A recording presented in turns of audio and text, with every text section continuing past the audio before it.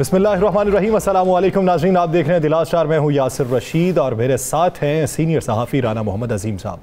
नाज़रीन, पाकिस्तान मुस्लिम लीग नून के सीनियर रहनुमाओं ने आज प्रेस कॉन्फ्रेंस की, जिसमें साबिक़ वज़ीर आज़म आज़ाद कश्मीर राजा फ़ारूक हैदर भी मौजूद थे। उसमें इल्ज़ामात ये लगाए गए कि धांधली हुई और कारकुनान की वफ़ादारियाँ तब्दील करवाई गईं। उन्हें बुलाकर कहा गया कि आप वफ़ादारियाँ तब्दील करें और उनका ये कहना था कि ये सिलसिला शुरू हुआ इब्तदाई तौर पर रिगिंग से। ये रिगिंग में शुमार होता है कि आपने वफ़ादारियाँ तब्दील करवा कर रियासत को कब्ज़े में ले लिया और रियासत के उसूल वहाँ पर आपने लागू किए, जिसकी वजह से पाकिस्तान मुस्लिम लीग नून को इस हद तक शिकस्त का सामना करना पड़ा। उनका यह भी कहना था कि हम एहतजाजी तहरीक चलाएंगे। उन्होंने हुकूमत मुखालिफ तहरीक चलाने का जो फैसला किया है और हुकूमत के बारे में जो बातें की हैं वो पहले मुलाहिजा करते हैं। इकबाल साहब का क्या कहना है, पहले वो मुलाहिजा करते हैं।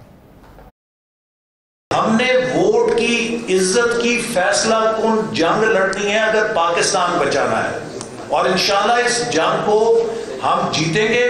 पाकिस्तान के अवाम के साथ, जम्मू कश्मीर के अवाम के साथ, गिलगित बल्तिस्तान के अवाम के साथ मिलकर जीतेंगे, क्योंकि ये हमारे आने वाले नस्लों की जंग है, ये इस मुल्क के मुस्तकबिल की जंग है।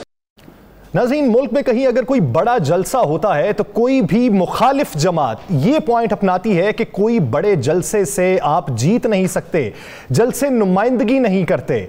लेकिन आज पाकिस्तान मुस्लिम लीग नून क्या कहती है जलसों के हवाले से और नताइज के हवाले से, वो भी मुलाहिजा कीजिए शाहिद खाकान अब्बासी साहब की गुफ्तगू।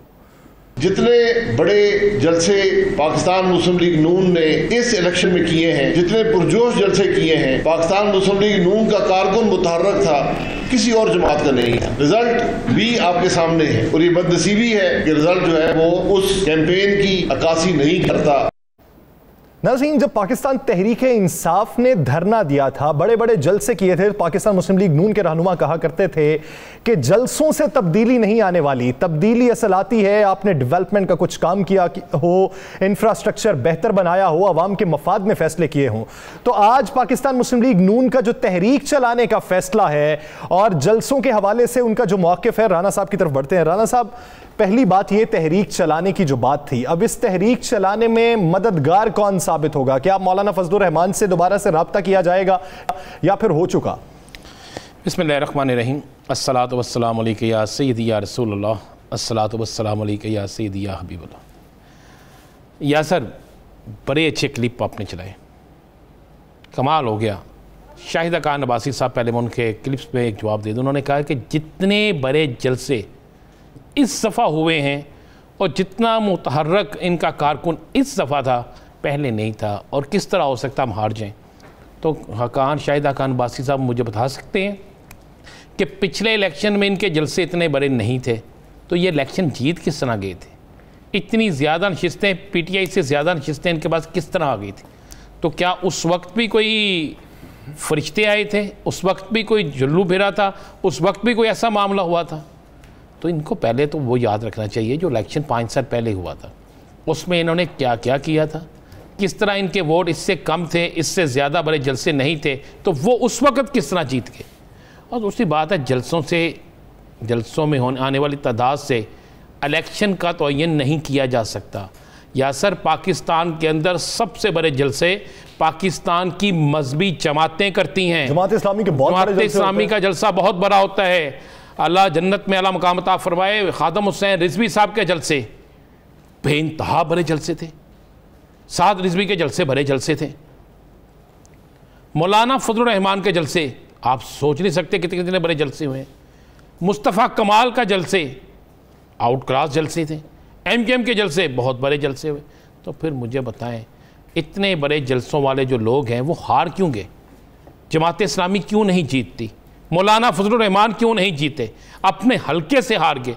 तो शाहिद खान अब्बासी साहब वो बात करें जिसमें कोई हकीकत होती है। जहाँ तक बात रहेगी या सर तहरीक चलाने की, लिख लें, ये तहरीक नहीं चलेगी।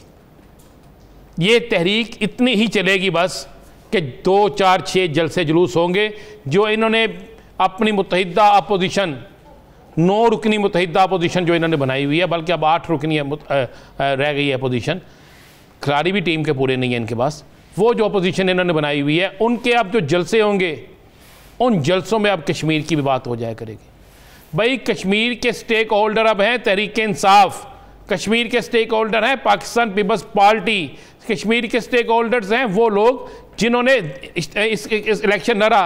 भाई मुश्ताक मिनास आपका आदमी है, आपका साबिक वजीर इत्तलात और नशरियात रहा है, आपका चीफ ऑर्गेनाइजर रहा है, वो अपनी हार को तस्लीम कर रहा है, तो आप कह रहे हैं कि जी वहां पे धांधली हुई। आप कह रहे हैं सरदार तनवीर इलियास साहब को मुबारकबाद भी पेश की। तो फिर मुझे बताएं कि इनका कौन सा कोलोफेल का आप जवाब देंगे? भाई बात सीधी सी है, सिंध में मुस्लिम लीग नून को ख़त्म कर दिया गया, बलोचिस्तान में मुस्लिम लीग नून को ख़त्म कर दिया गया, KPK में मुस्लिम लीग नून को ख़त्म कर दिया गया, ख़त्म होकर रह गई, ना होने के बराबर है।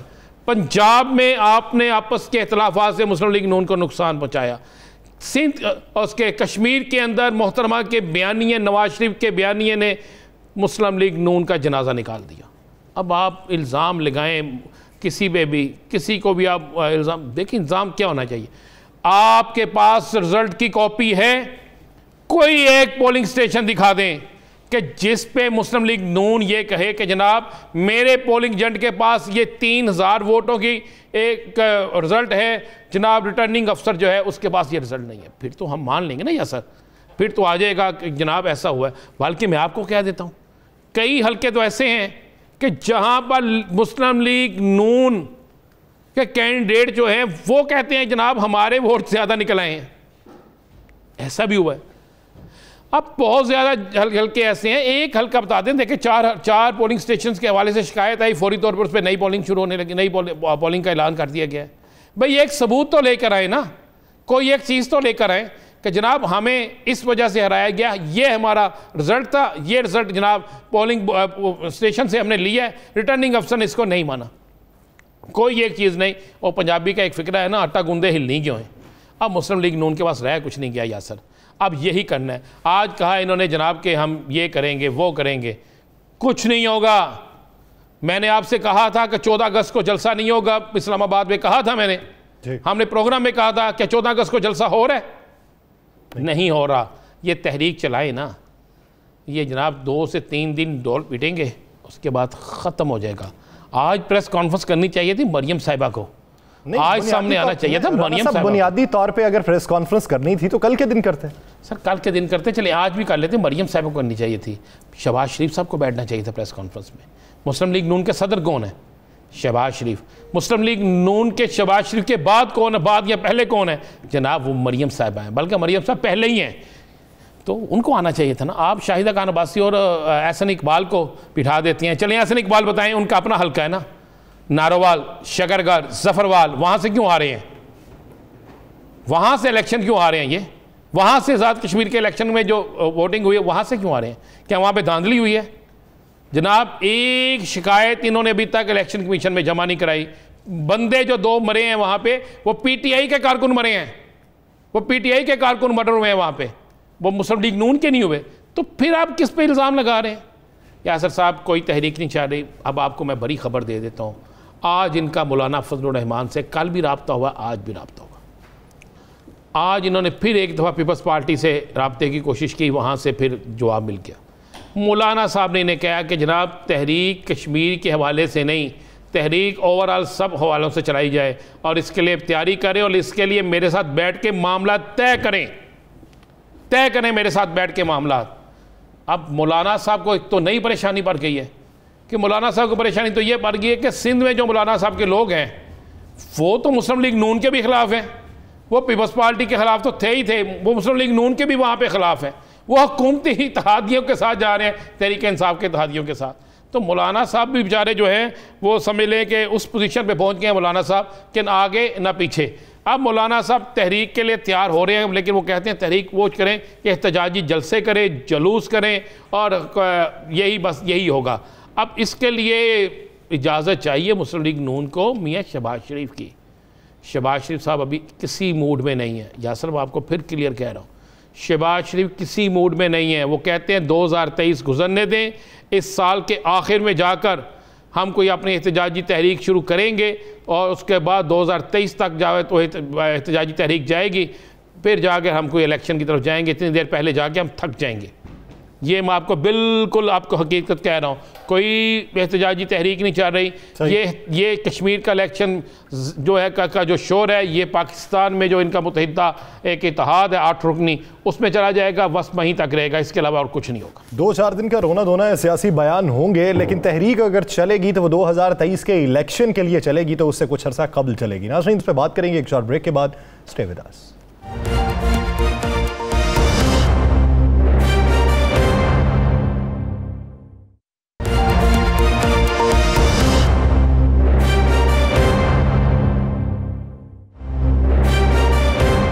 Welcome back. नाज़रीन, ये जो एक धांधली का शोर जारी है और ये जो एक कैफियत सी तारी है, इस पर हुकूमती जवाब जो है वो बहुत से वज़रा दे चुके हैं। आइंदा की हिकमत अमली क्या होगी? अगर अपोजिशन जो है वो तहरीक चलाती है तो फिर हुकूमती रद्द अमल क्या होगा? अपोजिशन के जो बयानात हैं, अपोजिशन के जो इल्ज़ामात हैं, उसमें किस हद तक सदाकत है? हुकूमती नुमाइंदगान उसे किस नज़र से देखते हैं? इसी बारे में बात करने के लिए हमें ज्वाइन किया पाकिस्तान तहरीक इंसाफ की सीनियर रहनुमा अंदलीब अब्बास साहिबा ने। अंदलीब साहिबा, बहुत शुक्रिया आपके वक्त का। अंदलीब साहिबा, आज जो बात होती रही, आज इल्ज़ाम ये लगाया जाता रहा कि पैसे के बलबूते पे आपने इलेक्शन जीता है, आपने लोगों को बुलाकर उनकी वफादारियां तब्दील करवाई हैं। एक मुबैना वीडियो भी शेयर की मरियम नवाज साहिबा ने।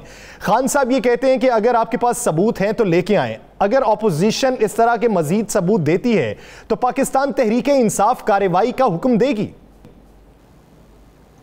देखिए, मरियम नवाज तो हमेशा ही पीटीआई की तरफ से खेलती हैं और उन्होंने जितना अपने गोल पोस्ट पे खुद गोल करने थे कर दिए।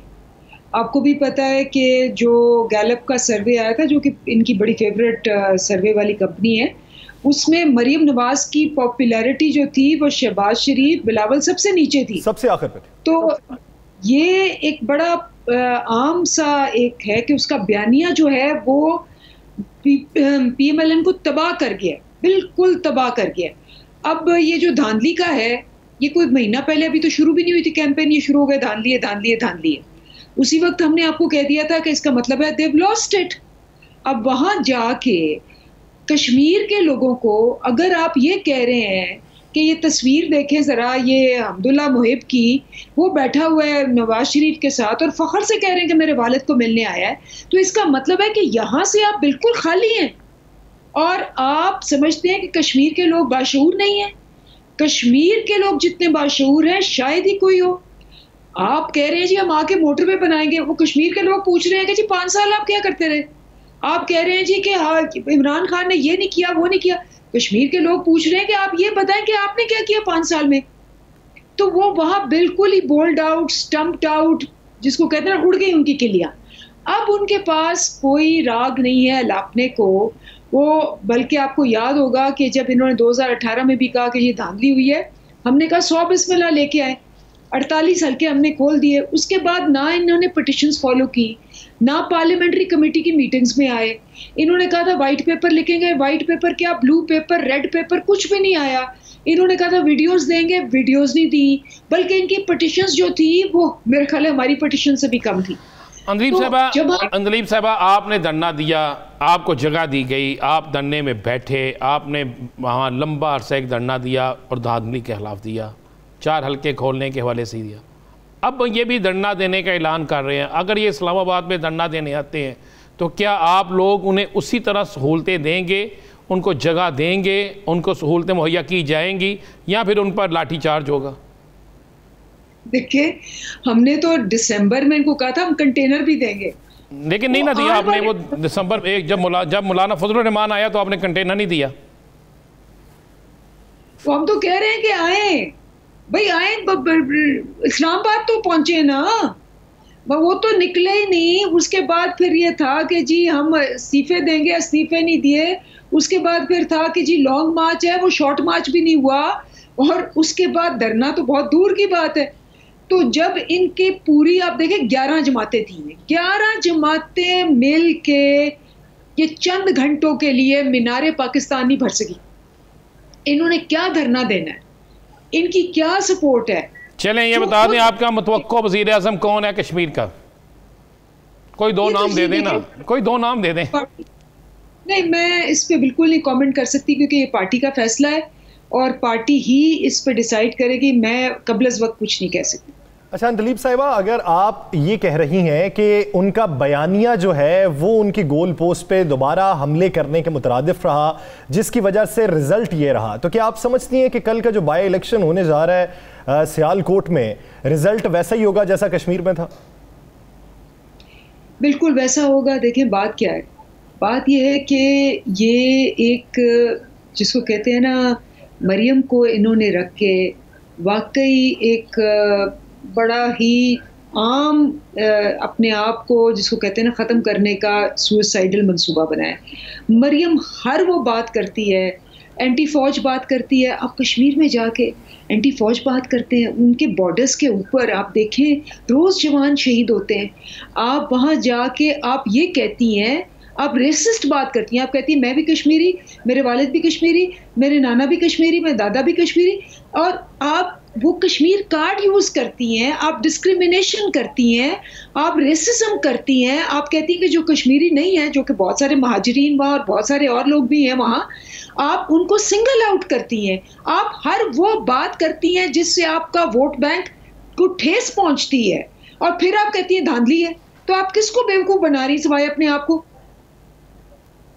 चलें जी, आपने कश्मीर फ़तह कर लिया, कश्मीर में आप लोग जीत के सिंध फ़तह करने जा रहे हैं। आप खान साहब के सिंध के दौरों का शोर मचा हुआ है, तो सिंध में क्या वाकई आप सिंध फ़तह कर लेंगे? देखिए सिंध वाकई एक ऐसा इलाका है जिस पे बिल्कुल हम मानते हैं कि पीटीआई ने तवज्जो नहीं दी, और इसीलिए हमने इस दफ़ा आप देखें कि हमने अपने जो पीएसटीपी भी बनाया उसमें हमने सिंध के 14 पसमानदा तरीन इलाकों के लिए हमने डेवलपमेंट फंड्स ख़ास तौर पे मुख्तस किए हैं।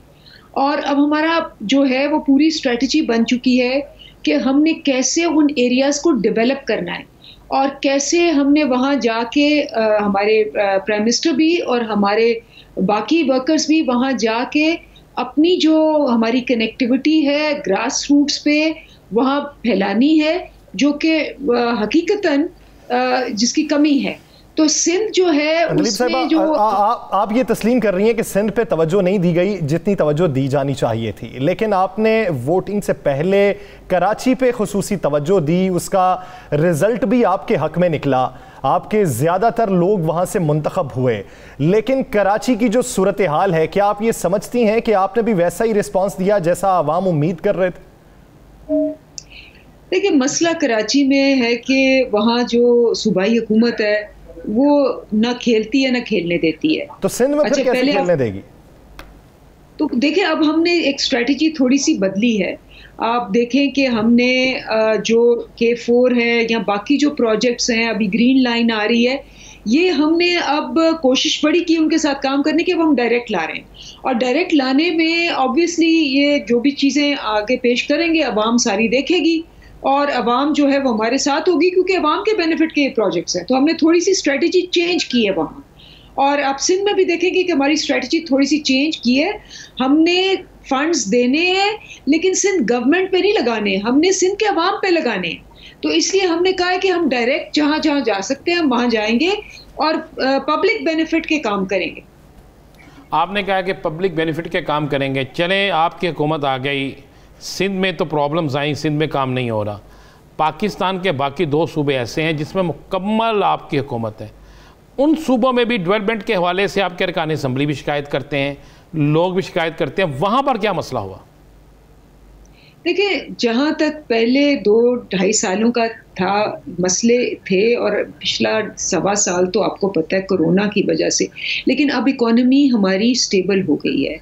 आपने देखा कोरोना के अंदर पाकिस्तान की मिसाली परफॉर्मेंस थी, ग्रोथ के लिहाज से, सेल्स के लिहाज से। अब इकॉनमी का पहिया चल गया है। जब इकॉनमी का पहिया चला है तो आपको नज़र आएगा केपी में भी, अब केपी में इस वक्त जितनी टूरिज्म कैपेसिटी है उससे डबल हो गई है। और ये जो है इसने पूरी इकोनॉमी को ऊपर ले आना है। सिमिलरली अगर आप यहाँ भी देखें पंजाब के अंदर भी, तो इंशाल्लाह क्या आप समझ नहीं है कि टूरिज्म पे उतनी तवज्जो दी गई है जितने दावे किए गए थे? आप आज की सूरत हाल देख लें, सवात में जाने वाले सयाह फंसे हुए हैं, 700 रुपए फी लीटर पेट्रोल वहां से मिल रहा है, और वहां से अहकामात ये आए हैं, हिदायत ये आई हैं कि यहां पे आने वाले अफराद पेट्रोल फिल करवा के आए। तो मैकेनिज्म तो तब्दील नहीं हुआ। नहीं, ये तो देखिए ये एक यूनिक सिचुएशन है, ये ऐसे नहीं होता। पिछली ईद पे आपको पता है लॉकडाउन था, लोग बेचारे 4 महीने से कहीं नहीं गए, तो ये जब इस ईद पे लॉकडाउन नहीं हुआ तो एक ओवरफ्लो हुआ है, और ये होता है वी शेप्ड इकोनॉमी रिकवर जब करती है तो बहुत जल्दी नीचे आती है और फिर बहुत जल्दी ऊपर जाती है, लेकिन ये स्प्रेड आउट हो जाएगा। लेकिन आपके कहने के बात सही है, जो इन्वेस्टमेंट्स हमारी होनी थी 2020 में, वो चूँकि कोविड आ गया, सारी ट्रैवलिंग बंद हो गई, टूरिज्म सारी जगह बंद हो गया। हम तो इंटरनेशनल टूरिज्म पे बहुत ज़्यादा कर रहे थे, इंटरनेशनल टूरिज्म भी इंशाल्लाह अगले साल वापस आएगा, बट ये टूरिज्म के अंदर बहुत इन्वेस्टमेंट होगी। ये एक ऐसी इंडस्ट्री है। आपने टूरिज्म की बात शुरू हो गई है अंदलीब साहबा, सवात में चलो हो गया, कलाम, बहरीन, कागान, नारान हो गया, मरीज जहाँ सबसे ज़्यादा लोग जाते थे, सीवरेज का निज़ाम आपका वहाँ तबाह हो गया, दख्त वहाँ पे काटने शुरू हो गए सरेआम, वहाँ पे इतनी ज़्यादा बिल्डिंगें बननी शुरू हो गई कि वहाँ की खूबसूरती ख़त्म होना शुरू हो गई। तो ये क्यों हो रहा है? जब आप सियाहत पे इतना तवज्जो दे रहे हैं तो सबसे बड़ा सियाहती मुकाम जो है वो इन तमाम सहूलतों से महरूम क्यों? देखिए, ये जो रीप्लांटेशन है इसकी तो पूरी ड्राइव हो रही है। आप मरी को कहते हैं, आप ये मरगला में मेरे सामने आप देखें क्या हाल था आज से 2 साल पहले, और दरख्त काटे जा रहे थे। इस्लामाबाद की ग्रीनरी कितनी कम हो गई थी। मैं तो आपकी बात कर रहा हूँ, 2 साल पहले की नहीं कर रहा मैं, अब आपकी हुकूमत है, मैं आपकी मरी की बात कर रहा हूँ। आप आज बारिश हुई है, वहाँ पे मार रोड जो बड़ा खूबसूरत था, वहाँ पे पानी खड़ा है, वहाँ पे दरख्त काट रहे हैं, फुटेज मौजूद है। मैं कह रहा हूँ कि उस पर तवज्जो क्यों नहीं? वहाँ पे बिल्डिंगें बन रही हैं बगैर नक्शाजात के, बगैर मंजूरी के।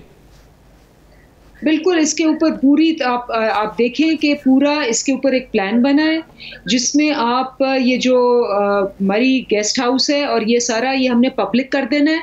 मैंने बताया इस सियाहत पे 1 साल का 1.25 साल का गैप और डिले आया है कोविड की वजह से।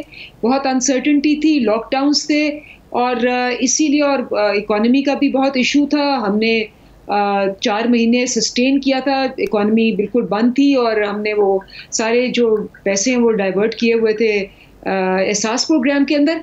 अब आप देखें कि इंशाल्लाह इस पे काम जरूर शुरू होगा। आपने देख ही लिया नथिया गली वगैरह कैसे काम जल्द शुरू हो और दावों के मुताबिक हो। अंदलीब साहिबा, अपोजिशन जब इल्जामात लगाती है कि महंगाई उरूज पर पहुंच चुकी है तो जवाब ये आता है कि कुव्वत खरीद भी बढ़ चुकी है, ये वावेला बेबुनियाद है, पूरी दुनिया में महंगाई बढ़ी हुई है। हमारे वज़ीर आज़म आज़ाद कश्मीर में जाते हैं और वहाँ पे जलसे में ये कहते हैं कि यहाँ पे महंगाई कम करेंगे। आपके स्टेट बैंक के गवर्नर आज ये कहते हैं कि महंगाई अब भी जितनी है बहुत ज़्यादा है। महंगाई को कम करने के लिए मैकेनिज्म कब मुरत्तब होगा? देखिए, पहली बात तो यह है कि लास्ट ईयर 9.7 थी, आज ही स्टेट बैंक वालों ने रिलीज किया और गवर्नर ने बताया कि 8.7 है। और इस वक्त सारी दुनिया में आपको पता है कि इस वक्त अमेरिका के अंदर भी कोई 40-40% कीमतें ज़्यादा हो गई हैं, बिकॉज सप्लाईज शॉर्ट हुए। 1 साल बंद रही है प्रोडक्शन दुनिया के अंदर, तो वो सप्लाई शॉर्ट हुए, प्राइसेस शूट कर गई हैं, तेल की, हर चीज़ की। अब हमारा जो प्लान है वो ये है कि हमने सप्लाईज बढ़ाने हैं। तो जो हम इंपोर्ट किया करते थे, फॉर एग्जांपल एग्रीकल्चर के अंदर, आपने देखा ही है कि हमने उसकी डबल ट्रिपल यील्ड के लिए और उसके लिए काम करना शुरू कर दिया है। जो सबसे बड़ा प्रॉब्लम हमारे लिए है वो ये है कि हम बड़ी महंगी बिजली बनाते हैं, वो हम तेल बेस्ड बनाते हैं, उसकी ऑल्टरनेटिव्स हमने ढूंढने शुरू कर दिए। हमारी अपनी प्रोजेक्शन और ये वर्ल्ड बैंक की भी प्रोजेक्शन है कि अगले साल हमारी महंगाई जो है वो 8 से कम होके 7 और 7.5 के दरमियान में होगी, और लास्ट ईयर बिफोर इलेक्शन इंशाल्लाह हम 6 और 6.5% पे आ जाएंगे। इससे कम हो जाएगी और सूरत हाल मजीद बेहतरी की जानिब गामजन हो जाएगी। बहुत शुक्रिया अंदलीब अब्बास साहिबा इस अपना वक्त देने के लिए। नाज़रीन, दीगर इश्यूज़ पे बात करेंगे एक शॉर्ट ब्रेक के बाद। Stay with us.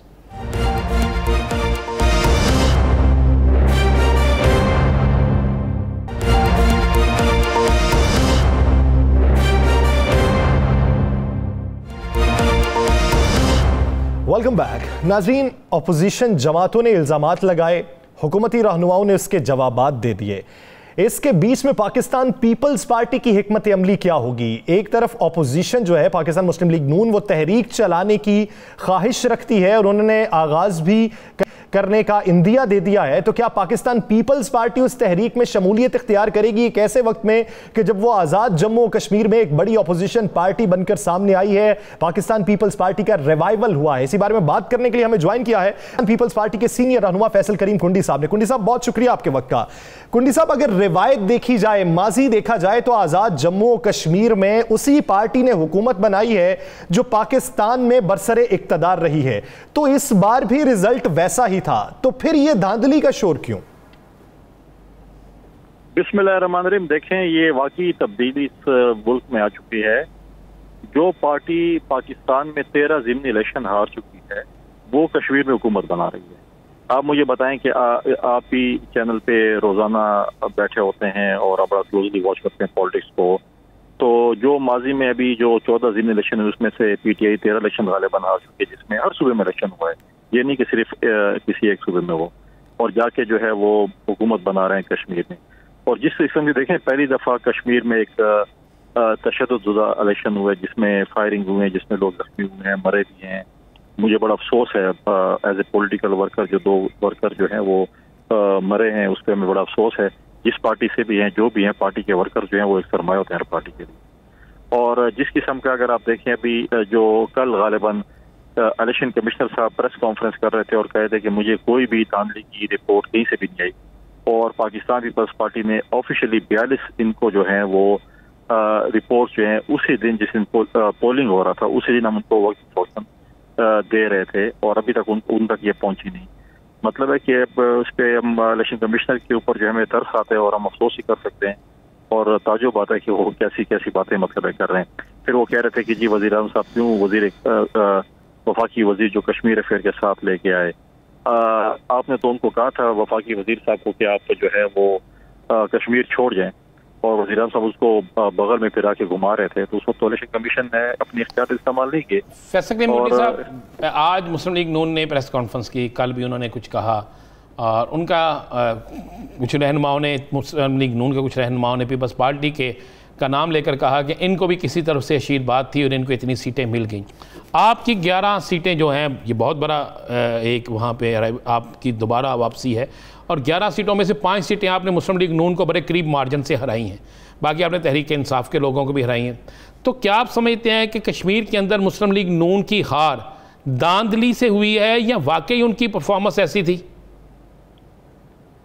देखें, आपने देखा होगा कि चेयरमैन बिलावल साहब ने सबसे पहले वहाँ पर जाकर कैंपेन शुरू की, और हमने जो है वो बिल्कुल कैंपेन की। चेयरमैन साहब जब अमेरिका गए, आसफ बीबी आई, फरियाद तालपुर साहब थी, यूसुफ गिलानी साहब थे, राजा अशरफ साहब थे, ताहिरा साहब थे, हमारी पूरी लीडरशिप जो है वो कश्मीर में मौजूद थी हर हल्के में। ये तो मैं नाम लिया, बाकी भी बहुत ज़्यादा हमारे जो स्टालवर्स थे वो वहाँ पर मौजूद थे, हर हल्के में हम लोग मौजूद थे। और अब इसकी तो हुकूमत थी, मुस्लिम लीग नून की तो वहाँ पर हुकूमत थी, और जो जो लोग हमारे जीते हैं, आप पहले देखें कि पहले माजी में ये अच्छे पार्लियामेंटेरियन रहे। ये कोई बात नहीं है कि ये कोई ऐसे थे कि जो फर्स्ट टाइमर थे और उनको जो है किसी इशारे पे जितवाएंगे, ये पहले भी पार्लियामेंटेरियन थे। अगर आपके वज़ीर आज़म साहब ने आपकी हुकूमत में उसमें परफॉर्म नहीं किया है कश्मीर में, तो अगर आप कहेंगे कि पीपल्स पार्टी कुंडी साहब, आप मंझे हुए सियासतदान हैं, एक बात समझा दीजिए, अगर पाकिस्तान मुस्लिम लीग नून के मौक़िफ़ को मान लिया जाए कि धांधली हुई है, तो फिर धांधली तो उनके साथ 2 पार्टीज ने की हैं, 2 पार्टीज उनकी नशिस्तें ले चुकी है, पाकिस्तान पीपल्स पार्टी और पीटीआई। अगर आपके मौक़िफ़ को मान लिया जाए तो फिर नून लीग का मौक़िफ़ रद्द हो जाता है कि नून लीग जो धांधली का शोर मचा रही है वो असल में धांधली नहीं थी, जबकि बिलावल भुट्टो साहब दूसरी बड़ी ऑपोजिशन बनने पर खुश भी हैं, तो फिर बात किस नहज पे खत्म होगी? उसके बाद इसमें देखें, हम तो अभी भी कह रहे हैं धांधली हुई है। हम तो देखें अभी भी 3 सीटों पे हमारा एक इशू चल रहा है, एक पे रिकाउंटिंग है, एक पे रीपोलिंग है, 4 पोलिंग स्टेशन पे, 2 पे हमने रिकाउंटिंग की दरखास्त दी हुई है, और ऐसी सीटें हैं जिसपे हम समझते हैं कि हम इससे भी ज्यादा सीटें ले जा सकते हैं। लेकिन इस धांधली में, इस तशद्दुद इलेक्शन में पीपल्स पार्टी फिर भी 11 सीटें लेके गई है, जो कि हम अपने पार्टी के वर्करों को और लीडरशिप को वहाँ पर सलाम पेश करते हैं। अगर नून ये कहते, हम तो कहते हैं कि धांधली, हम तो ये नहीं कहते। इलेक्शन से पहले जिस तरीके से वज़रा वहाँ पर पैसे तकसीम कर रहे थे, इलेक्शन से पहले जिस तरह कैंपेन हो रही थी, धांधली तो ये है कि एक कॉन्स्टिट्यूशनल पोस्ट पे डिप्टी स्पीकर कौमी असम्बली बैठा हुआ है और वफाकी वज़रा जो है वो दंदनाते पुलिस स्टेशनों में फिर रहे हैं, उनको कोई रोकने वाला नहीं है। ये धांधली नहीं है, कॉन्स्टिट्यूशनल पोस्ट का बंदा कैसे पुलिस स्टेशन में घूम फिर रहा है, किसके लिए, पीटीआई के लिए घूम रहा है। तो ये, और उससे पहले जो चीजें हुई हैं, जिस तरीके से पैसे तकसीम हुए, जिस तरह डेवलपमेंट स्कीमें तकसीम हुई, जिस तरह कहा गया था कि एक वोट पे जीतोगे तो पता नहीं कितने करोड़ रुपए मिलेंगे, अब हम देखते हैं ना कि वो करोड़ों रुपए जो इन्होंने वादे किए वो किस तरीके से देते हैं। फैसल करीम कुन्नी साहब, मुस्लिम लीग नून तहरीक चलाने का ऐलान कर रही है इस धांधली के खिलाफ, जो वो कह रहे धांधली, तो क्या पाकिस्तान पीपल्स पार्टी इस तहरीक में उनका साथ देगी? नहीं, देखिए, पाकिस्तान पीपल्स पार्टी और PMLN में तो अभी वो अलायंस नहीं है कि हम एक दूसरे का साथ दें। अभी तो ये कबल वक्त है कि हम उसका साथ देंगे या नहीं देंगे, लेकिन अभी हम जब PDM में इकट्ठे थे और हम ये कह रहे थे कि अदम एतमाद की तहरीक लेके आनी चाहिए पंजाब में और फेडरल में, उसमें मुखालफत तो PMLN ने और जमीयत उलमा इस्लाम ने की थी। आज अगर मेरे ख्याल में अगर आज PDM का वो इत्तेहाद बरकरार रहता तो शायद ये होता कि आज PDM जो है वो कश्मीर में इस पूरे धांधली के बावजूद भी और वायलेंस के बावजूद हुकूमत बनाने के काबिल बने। लेकिन वो इत्तेहाद तो PMLN और JUI ने तोड़ा, हम तो नहीं तोड़ा। यही कह रहे थे कि इस्तीफे दें। आज वो इलेक्शन भी लड़ रहे हैं, उस वक्त इस्तीफों पे अटल थे कि हम इस्तीफे देंगे, लॉन्ग मार्च करेंगे।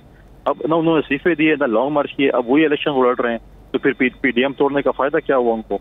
अगर आज वो PDM होता तो शायद हमारी PDM की शायद यहाँ पर जो है इस पूरे उसमें भी, इस सख्ती में भी हम शायद हुकूमत बना रहे। कुंडी साहब, आप ये देखिए कि PTI ये कहती है कि हम इलेक्शन रिफॉर्म्स करना चाहते हैं, अपोजिशन पार्टीज हमारे साथ बैठने को तैयार नहीं है। बाय इलेक्शंस होते हैं, GB के इलेक्शन होते हैं, AJK के इलेक्शन हुए, तो धांधली का फिर जो शोर है, आप ये नहीं समझते कि वो हुकूमत के बयानिए को तकवीत देता है? एक बार मिल बैठ जाएं, सिफारिशात आप भी पेश कर दे, हुकूमत भी पेश कर दे, वो अवाम के सामने आप अपना एजेंडा रख दें, हुकूमत अपना रख दे, अवाम भी बेहतर फैसला करने के लिए तैयार हो जाएगी कि कौन इलेक्शन रिफॉर्म्स चाह रहा है, कौन इंतखाबी इस्लाहात शफाफ तरीके से लाना चाहता है। देखिए, पहली बात तो इस हुकूमत में संजीदगी नहीं। हम कौन सी हुकूमत के साथ इलेक्शन रिफॉर्म्स बैठे, जिन्होंने इदारों के कहते हैं हम बड़ा एहतराम करते हैं। जब इलेक्शन कमीशन आपको कहता है कि आपका वजीर यहाँ से बेदखल हो जाए और वज़ीर आज़म साहब बगल में उस वजीर को साथ घुमा रहे होते हैं, ये इदारों का वो होता है एहतराम होता है। ये इलेक्शन रिफॉर्म्स की बात होती है। ये तो संजीदा, आप वो EVM मशीन की कहते हैं कि इलेक्ट्रॉनिक वोटिंग मशीन, उस पर थर्ड पार्टी ऑडिट हुए, बहुत एतराज़ात हैं। जिस मुल्क में RTS सिस्टम का स्विच ऑफ कर दिया जाए, उसको खराब कर दिया जाए, उसमें EVM मशीनें क्या काम करेंगी? EVM मशीनें तो फिर तो कंप्यूटराइज होंगी, जिस तरह भी डाल दिए कोई पता नहीं चला था, आप जाएंगे तो पुलिस। तो ये हुकूमत जो है इस किसी चीज़ों में संजीदा नहीं है। ये कश्मीर इशू पे संजीदा नहीं है। कश्मीर इशू पे जब मीटिंग थी तो वज़ीर आज़म साहब मौजूद थे उस मीटिंग में, मुझे बताएं। या पाकिस्तान के हवाले से, सलामती के हवाले से जो भी मीटिंग्स हुई हैं, 3-4 मीटिंग्स हुई हैं, क्या उसमें किसी मीटिंग में वज़ीर आज़म साहब मौजूद थे? तो खुद संजीदा नहीं है। दूसरे कश्मीर के हवाले से तो ये पहले कहते थे कि हम हर जुमे पे यकजहती मनाएंगे, 4 जुमे के बाद 5वें जुमे को भूल गए कि हमने क्या करना है। फैसल करीम कुंडी साहब, पीपल्स पार्टी भी धांधली कह रही है कि धांधली हुई, मुस्लिम लीग नून भी कह रही है धांधली हुई। क्या पाकिस्तान पीपल्स पार्टी इस धांधली के खिलाफ तहरीक चलाएगी, कानूनी रास्ता इख्तियार करेगी, अदालतों में जाएगी, इलेक्शन कमीशन के पास जाएगी, या एहतजाजी तहरीक चलाएगी? क्या करेंगे? हम हर फोरम पे जाएंगे। हमारी पार्टी की मीटिंग इसके ऊपर हो रही है। जैसी पार्टी लीडरशिप जो फैसला करेगी, हम बिल्कुल अदालतों में भी जाएंगे, हमारे फोरम पे जाएंगे। अगर एहतजाजी तहरीक चलानी पड़ी वो भी चलाएंगे। हमारी पार्टी की मीटिंग होने वाली, जैसी मीटिंग में जो फैसला होगा लीडरशिप करेगी, हम उसी को फॉलो करेंगे। तो कुंडी साहब, अपोजिशन लीडर के नाम फाइनल हो चुके? नहीं, अभी तक फाइनल नहीं हुआ। तो नाम कब तक फाइनल हो जाएगा? ये पार्टी लीडरशिप मीटिंग करेगी बहुत जल्द, और उस पर जो है इसमें कोई इतनी बड़ी वो नहीं है, इंशाल्लाह बहुत जल्द फाइनल होगा। तो क्या कश्मीर के अंदर मुत्तहिदा अपोजिशन बनाने के लिए आप पाकिस्तान मुस्लिम लीग नून से रब्ता करेंगे?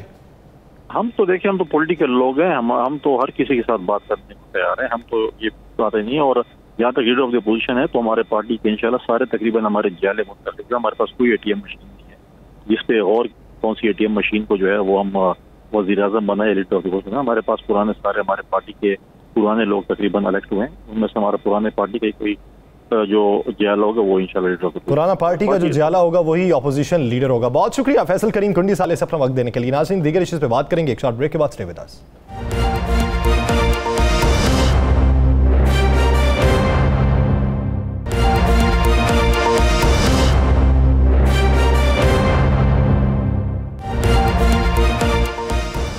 वेलकम बैक नाज़रीन। सऊदी वज़ीर ख़ारजा फैसल बिन फरहान इस वक्त दौरा पाकिस्तान पर है। उन्होंने शाह महमूद कुरैशी से मुलाकात की, अहम हुकाम से मुलाकातें हुई, तो पाक सऊदी ताल्लुकात मज़ीद मुस्तहकम होने जा रहे हैं। इस मुलाकात में वफूद की सतह पर मुज़ाकरात होंगे, क्या मफाहमतों की याददाश्तों पर भी दस्तखत होंगे, माजी के मुकाबले में ये दौरा कितनी अहमियत का हामिल है और इस दौरे में अहम डेवलपमेंट क्या होने जा रही है, वज़ीर आज़म इमरान खान इस दौरे को लेकर किस हद तक एक्टिव हैं और इस दौरे में खित्ते की मजमूई सूरत हाल के हवाले से क्या ब्रीफिंग दी जाएगी और उस पर आउटकम क्या निकलेगा।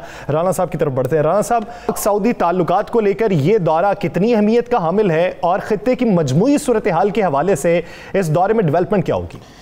देखें यासर, ये दौरा बड़ी अहमियत का हामिल है। देखें, दो चीज़ें थी। पाकिस्तान पर बड़ा प्रेशर था, IMF का प्रेशर, वर्ल्ड बैंक का प्रेशर, आलमी कुव्वतों का प्रेशर कि पेट्रोल की कीमतों को बढ़ाया जाए। पेट्रोल की कीमतें बढ़ने से पाकिस्तान के अंदर महंगाई का एक नया तूफ़ान आने वाला था। मेरी इत्तला यह है कि आने वाले दिनों में सऊदी अरब से पाकिस्तान को पेट्रोल जो है वो उस कीमत पर मिलेगा, उस तरीके से मिलेगा कि पाकिस्तान को पेट्रोल की कीमतों में जो बेइंतहा इजाफे का कहा जा रहा था उससे बचत हो जाएगी। जब पेट्रोल की कीमतों में इजाफे से बचत हो जाती है और सऊदी अरब पाकिस्तान की एक मुकम्मल सपोर्ट करता है, तो उससे ज़हन में रखें पाकिस्तान में महंगाई का तूफान भी थम जाएगा और पाकिस्तान को जो ब्लैकमेल किया जा रहा था, पाकिस्तान के साथ जो ब्लैकमेलिंग करने की कोशिश की जा रही थी इंटरनेशनल अदारों की तरफ से, वो भी ख़त्म हो जाएगी। आज ये जो दौरा है, देखें ज़हन में रखिएगा, ये वज़ीर ख़ारजा हैं और ये सऊदी फरमारवा के मर्ज़ी के बगैर नहीं आए और ये इस दौरे को मैनेज करने में बहुत अहम किरदार अदा किया है सऊदी सफ़ीर नवाफ बिन अल-मालकीन ने और ये बड़ा अहम दौरा था। इस दौरे में बहुत सी अहम सी चीज़ें हैं और सऊदी सफ़ीर ने जितनी इसमें मेहनत की, और मैं आपको ये भी बता दूँ, अगस्त के महीने में सऊदी अरब से एक बहुत बड़ा डेलीगेशन आ रहा है पाकिस्तान, और वो डेलीगेशन जो है वो पाकिस्तान आकर पाकिस्तान की मौशत के लिए अहम तरीन किरदार अदा करेगा। पाकिस्तान में इंडस्ट्री लगने जा रही है और इंडस्ट्री के साथ साथ पाकिस्तानियों के लिए सऊदी अरब में बेइंतहा आसानियाँ पैदा की जा रही है। पाकिस्तानी वीज़े के हवाले से कि वहाँ पे क्या किया जाएगा, पाकिस्तान के वहाँ पे जो लोग हैं उनको किस तरह ओबलाइज किया जाएगा। यहाँ तक कि आज सऊदी वज़ीर ख़ारजा ने बड़ी अच्छी बात की, उनके जितने मेहनती और जितना वहाँ पे काम पाकिस्तानी करते हैं और जितनी लगन से वहाँ पे पाकिस्तानी काम कर रहे हैं, जितने वहाँ पे प्रोजेक्ट पाकिस्तानियों ने शुरू किए हैं, दुनिया के किसी और मुल्क ने शुरू नहीं किए। या सर आप देखें ना, आज इनके दौरे पे आप इस्लामाबाद में देखें, एयरपोर्ट से लेकर जहाँ ये उतरे पूरे इस्लामाबाद के अंदर बेइंतहा आम शहरियों की तरफ से बैनर्स लगाए गए। मैं वो देख रहा था फुटेज, नवाज शरीफ जो जिनके आज इश्तिहार बिचा रहे थे उनकी तरफ से बैनर्स थे, दीगर पाकिस्तानियों की तरफ से बैनर थे। यानी पाकिस्तान और सऊदी अरब के दरमियान जो एक क्लैश पैदा करने की कोशिश की गई, दो इख्तलाफात की जो खबरें चल रही थी, जो ये चल रहा था कि सऊदी और पाकिस्तान के तल्का ठीक नहीं है, इस दौरे के बाद बिल्कुल वाज़ी हो गया कि पाकिस्तान और सऊदी अरब एक है। और मैं आपको फिर ये बड़ी खबर दे दूं कि आने वाले दिनों में ये जो अगस्त का महीना है, आप देखेंगे कि इस अगस्त के महीने में सऊदी अरब के अंदर पाकिस्तान के लिए कितनी बेहतरी होती है और पाकिस्तान के अंदर सऊदी अरब कितनी इंडस्ट्री लगाता है। अगस्त में एक बहुत बड़ा डेलीगेशन आ रहा है और इसके लिए सऊदी सफ़ीर जो नवाफ बिन मालकी है, ये इस पर बड़ा अहम किरदार अदा कर रहा है और आज बड़ी चीज़ें जो हैं उस पर साइन हुए हैं, बड़े मुआहदे हुए हैं, बड़ी चीज़ें गुफ्तगू शनीद हुई है वज़ीर आज़म के साथ। तो गुफ्तगू में उन्होंने बाकायदा सऊदी वलीअहद जो हैं उनके अहम पैगामात भी पहुँचाए और वज़ीर आज़म की तरफ से भी उनके नेक ख्वाहिशात का इजहार किया गया है। और ये अगले 2 से 3 दिन में सऊदी हुकूमत की तरफ से एक प्रेस रिलीज जारी होगी, उसके बाद आपको नजर आ जाएगा वाकई ये दौरा जो है वो मुआशी इस्तेहकाम और मुआशी बेहतरी में कारआमद होगा, उसके लिए मुआविन भी साबित होगा। आगे बढ़ेंगे और बात करेंगे अफगान भारत गठजोड़ के हवाले से जो खित्ते में बदमनी फैलाने का सबब बन रहा है। सूरत हाल किस नहज पे पहुंचेगी? एक तरफ अफगान कमांडोज जो है वो पाकिस्तानी आर्मी से मदद तलब करें, हम मदद भी दें, उन्हें पनाह भी दें, महफूज रास्ता भी दें, वापस अपने मुल्क भी जाएं, पाकिस्तानी आर्मी का शुक्रिया भी अदा करें, और दूसरी जानिब उनकी हुकूमत भारत के साथ गठजोड़ करके खित्ते में बदमनी फैलाए। सूरत हाल किस हद तक गंभीर होगी? अफगान हुकूमत को कब समझ में आएगी? राना साहब की तरफ बढ़ेंगे। राना साहब, खौफनाक मंसूबा है, इस खौफनाक मंसूबे में, इस गठजोड़ में खित्ते के लिए बदमनी फैलाने के जो उनसर हैं वो कब बेनकाब होंगे, और अगर वो बेनकाब बाकायदा तौर पर होते जा रहे हैं तो उसका समर क्यों नहीं नजर आ रहा? देखें यासर, जहाँ तक बात है अफगानिस्तान की, देखें सबसे पहले तो हमने पाकिस्तान की फ़ौज को सलाम पेश करते हैं। उनके फ़ौजियों ने मदद मांगी, पनाह मांगी, हमने पनाह दी, खाना दिया, बेहतरीन सहूलतें दी, और उसके बाद उनको उनकी फ़ौज के हवाले कर। अगर हमारा कोई शख्स वहाँ गया होता तो हमें ज़िंदा ना मिलता जो ये करते हैं। दूसरी, आज आपको एक खौफनाक एक सूरत हाल बता दें कि 2 रोज़ पहले भारत के अंदर एक मीटिंग होती है। इस मीटिंग में पहले अफ़गानी हुकूमत के आर्मी चीफ ने जाना तो उन्होंने नहीं किए। उनके नंबर 2 उस मीटिंग में गए। उस मीटिंग में इसराइल से 3 लोग आए थे जिनका तल्लक मोसाद से था। उस मीटिंग में NDS का एक अहम रहनुमा मौजूद था। उस मीटिंग में 3 और गैर मुल्की एजेंसियों के लोग मौजूद थे। वहाँ पर बैठ के ये उस मीटिंग में तय हुआ कि अफ़गानिस्तान के अंदर किस तरीके से अफरा तफरी पैदा करनी है, अफ़गानिस्तान के अंदर किस तरीके से ऐसा जाल बिछाना है कि अफ़गानिस्तान के अंदर अमन ना रहे। और उस मीटिंग में यह तय हुआ कि सबसे पहले अफ़गानिस्तान के अंदर गैर मुल्कियों को निशाना बनाया जाए ताकि इंटरनेशनल सतह पर यह पैगाम जाए कि गैर मुल्की वहाँ महफूज नहीं, और उसका इल्ज़ाम जो है वो तालिबान पर लगाया जाए। दूसरा वहाँ यह तय हुआ कि पाकिस्तान को टारगेट किया जाए। पाकिस्तान को टारगेट करने के वाले से वहाँ फैसला हुआ कि पाकिस्तान के अंदर दहशतगर्दी फैलाई जाए। उस पर के तमाम लोग मुतफिक हुए, और मुतफिक होने के बाद एक खौफनाक प्लान बनाया गया है। उस खौफनाक प्लान के तहत पाकिस्तान में दहशतगर्दी की जाएगी। बलोचिस्तान, KPK, पंजाब और सिंध, चारों सूबों के मुख्तलिफ जो हैं उनको टारगेट किया गया। बिलखसूस कोशिश की जाएगी कि जनाब मुहर्रमों के अंदर जो है वो मजहबी फसादात पैदा किए जाए। और मैं आपको ये भी बता दूँ, बाकायदा वहाँ से बहुत बड़ी तादाद में मज़ीद भारतीय फ़ौजी, मज़ीद भारतीय दहशतगर्द, मज़ीद गैर मुल्की दहशतगर्द जो हैं वो अफ़गानिस्तान आज से पहुँचना शुरू हो गए हैं। और वहाँ पर पहुँचकर वो तमाम उन कामों को तकमील तक पहुँचाएंगे जो काम इन्होंने अफ़गानिस्तान के अंदर अफरा तफरी पैदा करने के लिए फ़ैसला कर चुके हैं। ये जो भारत के अंदर एक खौफनाक मीटिंग हुई है, ये बाकायदा अफ़गान हुकूमत के ज़िम्मेदार, अफ़गान फ़ौज के ज़िम्मेदार उसमें मौजूद थे, इंटेलिजेंस के ज़िम्मेदार मौजूद थे। और मैं आपको ये भी बता दूँ, उसमें तालिबान जो हैं, पाकिस्तानी तालिबान जो थे, TTP जो यहाँ से भागी थी, जो भारत की आशीर्वाद में थी, उनके भी चंद लोग वहाँ पे मौजूद थे। और बाकायदा वहाँ पर दाइश के भी कुछ लोग मौजूद थे। और पे एक प्लानिंग की गई है और कहा गया है कि बलोचिस्तान में कुछ लोगों से रब्ता किया जाए, सिंध के अंदर किया जाए, पंजाब के अंदर किया जाए, और इसी तरह KPK में रब्ते किए जाएँ, अपने खाम ख्याल लोगों से रब्ते किए जाएँ। उसके लिए एक भारी बजट रखा गया। ये पहली दफ़ा हो रहा है कि यह बजट सिर्फ भारत नहीं दे रहा, इस बजट में बहुत बड़ा हिस्सा इसराइल का होगा, इस बजट में बहुत बड़ा हिस्सा जो है और गैर मुल्की कुव्वतों का होगा। और टारगेट CPEC, टारगेट अफगानिस्तान के अंदर गैर मुल्की, टारगेट पाकिस्तान के अंदर अहम शख्सियात होगी। क्या सर ये फैसला हुआ है, और ये एक गनौना खेल है जो अफगानिस्तान के कुछ लोग मिलकर बाखबर है, और पाकिस्तानी इदारों ने भी हिकमत अमली तरतीब दे ली है। लेकिन बैन अल-अक़वामी कुव्वतों को ये सोचना होगा, रॉ, NDS, मोसाद खित्ते में बदअमनी फैलाने का जो मज़मूम मंसूबा है, जो इतनी दहाइयों से बना रहे हैं, ये खित्ते में मजीद तबाही का सबब बनेगा। अमन व अमान के लिए बेहतरी के फैसले करना होंगे, वरना शर जो फैलाएगा उस शर से लगने वाली आग की चिंगारी उसके घर तक भी जरूर पहुंचेगी। नाज़रीन, द लास्ट आवर से मुझे और राना अजीम साहब को दीजिए इजाजत। अल्लाह निगहबान।